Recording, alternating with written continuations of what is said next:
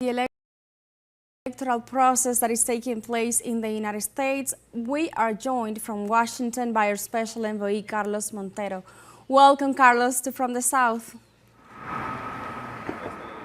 Hello, thank you very much for inviting me. Special day today. We are so close to election, and if you ask me, how's the feeling here in the capital of the USA?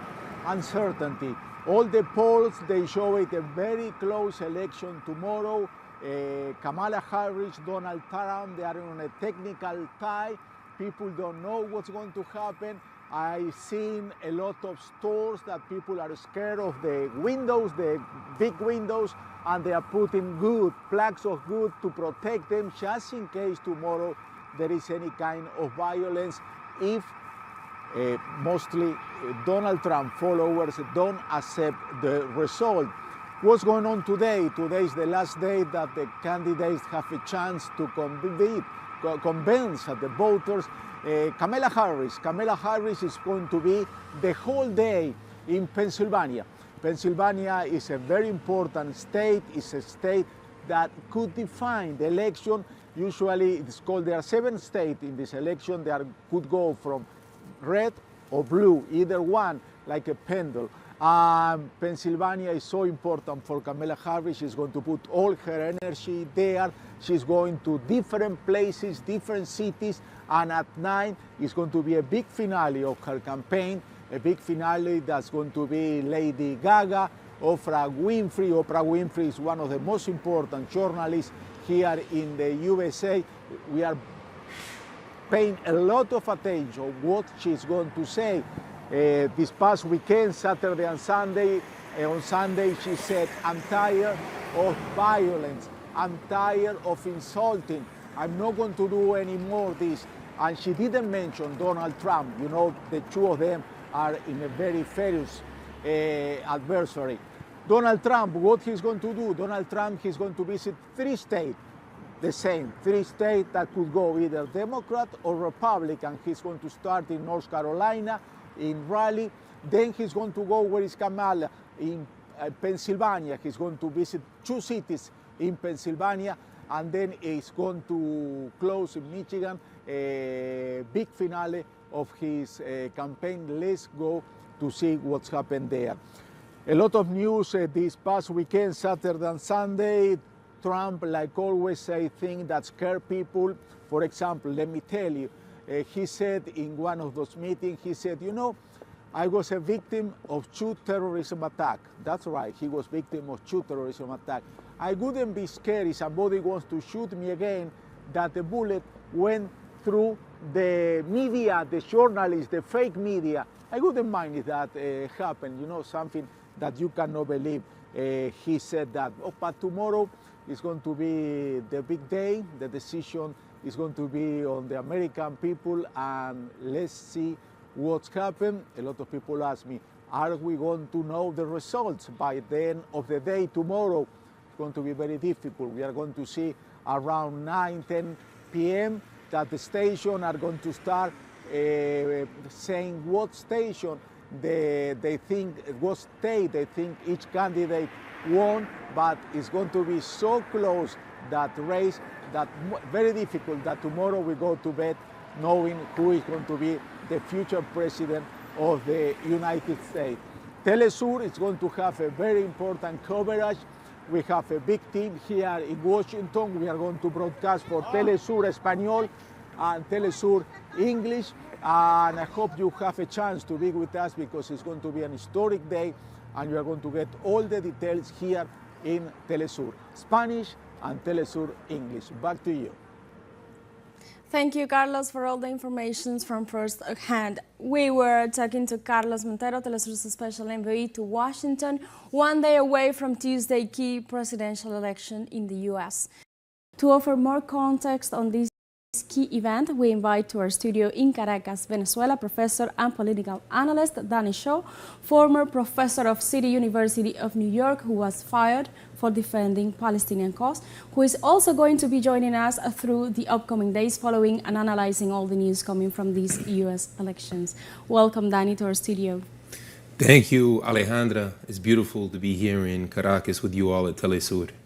We are just 12 hours away from the U.S. general elections. What can we say about who is eligible to vote in the U.S. and also what are the pollings saying or is advancing on this turnout, this year's turnout? As always, they're telling us this is the most urgent election ever. From the Democratic camp, there's a certain existential crisis. At least that's what they're trying to project. They're trying to say that if Trump wins, there may never be another election. They're saying that he represents the greatest threat to American democracy. That, of course, assumes that we have anything remotely close to democracy. And the Republicans, through Trump, are also using their own campaign of hysteria, saying that if Kamala Harris wins, that the border will be porous and the border will open up. And as we heard in the last debate a month ago, Trump's trying to say that hundreds of millions of immigrants will stream across the border. And he went as far as to say that these immigrants would be a threat to Americans and their dogs and kittens and their pets. So it's a lot of fear mongering. I think one of the most important critiques of the Harris campaign is that she's so obsessed with Trump and the fear mongering, we really don't know her proposals. And from both sides, it's pure rhetoric for Kamala Harris to go to Michigan, the state with the most Arabs across the United States, and to now promise a ceasefire deal when the Palestinian people have been subjected not just to 13 months of genocide, but 76 years of genocide. And what has Kamala Harris or any Democrat or any liberal done to try to halt this genocide? So I think there's a lot of hypocrisy, which is really the essence of U.S. democracy. So I think the hypocrisy is emanating from both camps. Yeah. According to surveys, Democrat Kamala Harris and also Republican Donald Trump are neck to neck in all 7 swing states. In this context, Donald Trump is trying to revive the ghost of widespread fraud, which inevitably brings to our memories the images of the January 6, 2021 assault on the Capitol. What is at stake in these U.S. elections? Why is dangerous for this process, these allegations of the U.S. elections? Oh, I'll start with the fraud, and then we can talk about this whole campaign to quote-unquote get out the vote and why they need that for their legitimacy. Trump, in his critiques of what he calls the lamestream media, not a term that we would use on the left necessarily, but it certainly fits. They say a broken clock is correct twice a day. Trump creates a situation, in a sense, where he really cannot lose. Because if he wins, then he's going to say, well, you see, I clearly won. But if Kamala Harris, she'll definitely win in the popular vote, but in this strange thing called U.S. democracy, the popular vote is not what's important. It's the Electoral College. And the Electoral College is really a system that most of us Americans have never understood.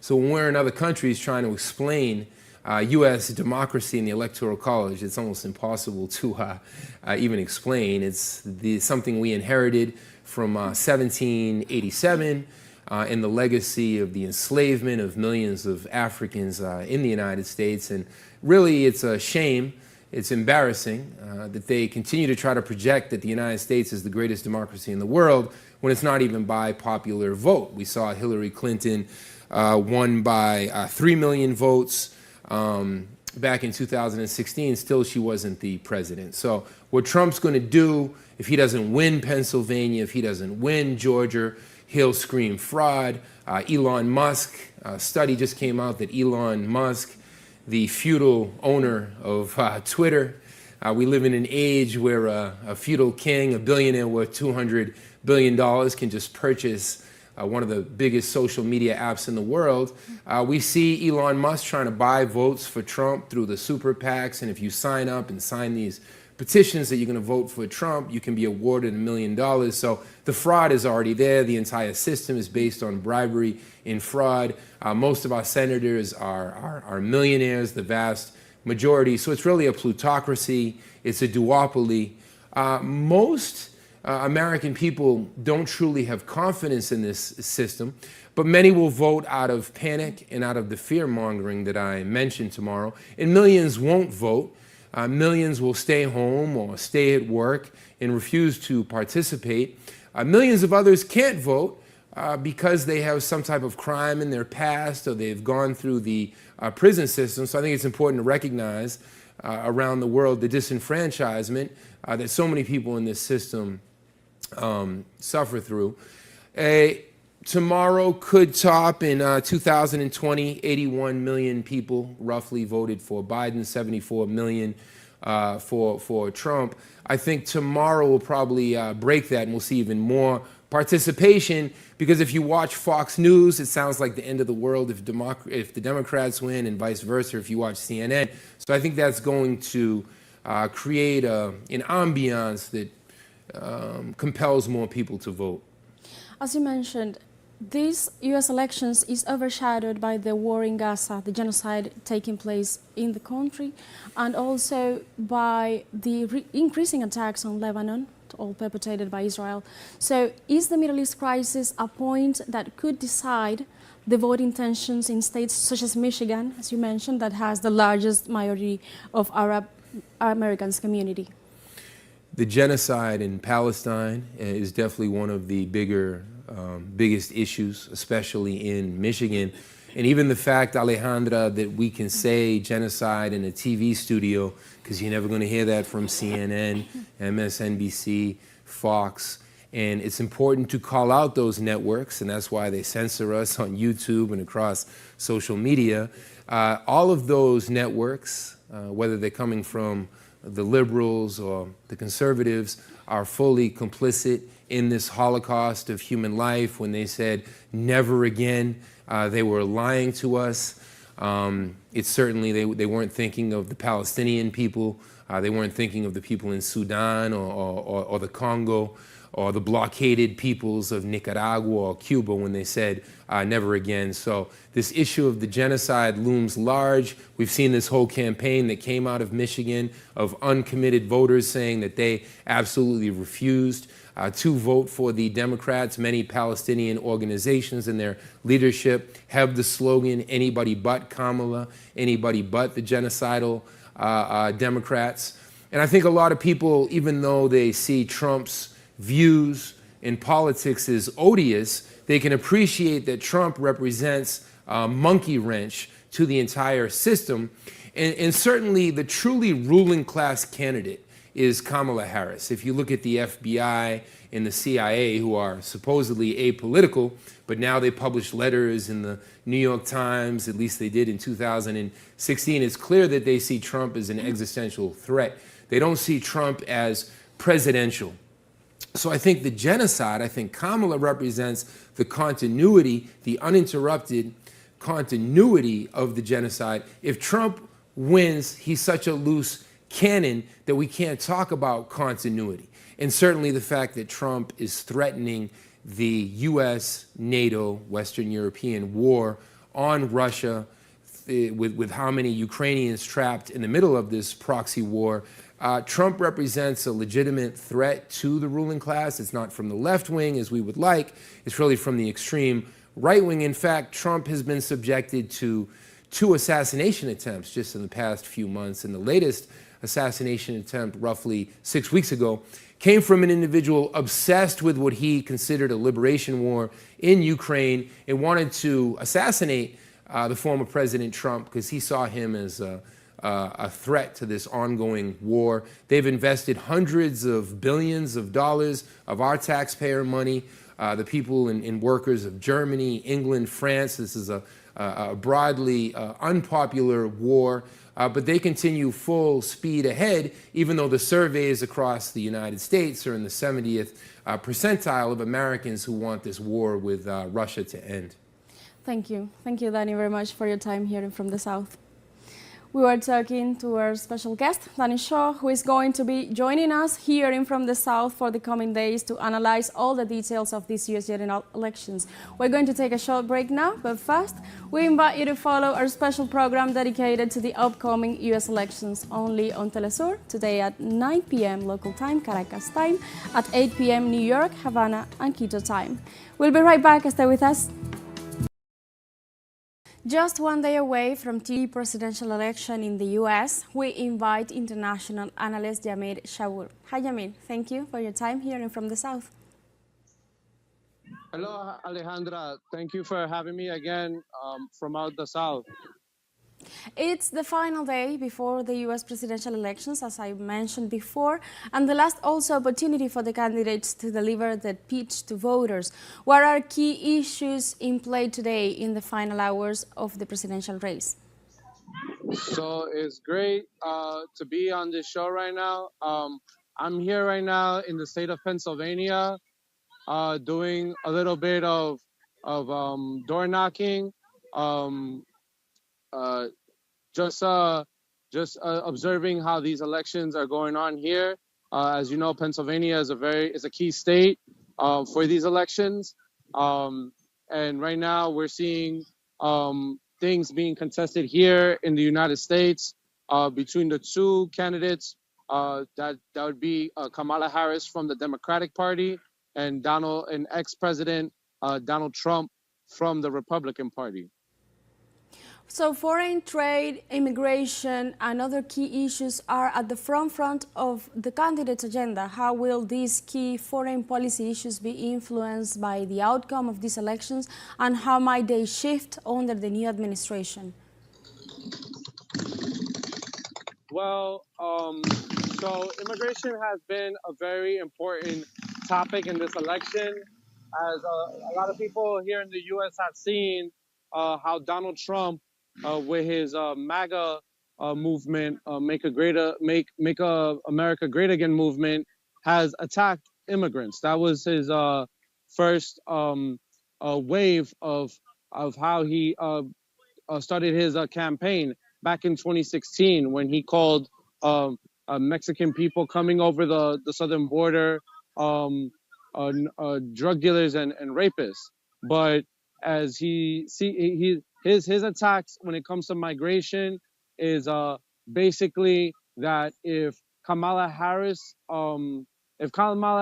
wins, then this country will be invaded by migrants who are going to plan to eat people's pets. When he said the xenophobic topic about the Haitian migrants in Springfield, Ohio, other than Kamala Harris, that also the Democrats have a more lenient policy when it comes to immigration, still wanting to deport immigrants, but not as vicious as Donald Trump.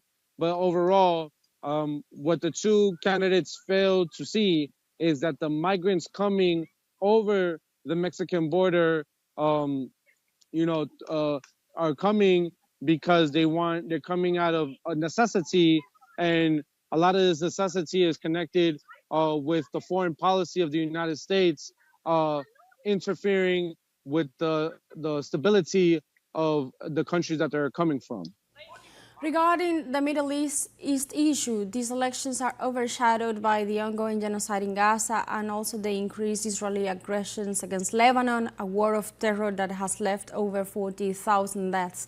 Can the Middle East crisis be a decisive point in the voting tensions at the swing states, particularly in Michigan, where there is a large Arab American population, but also in Pennsylvania, where you are?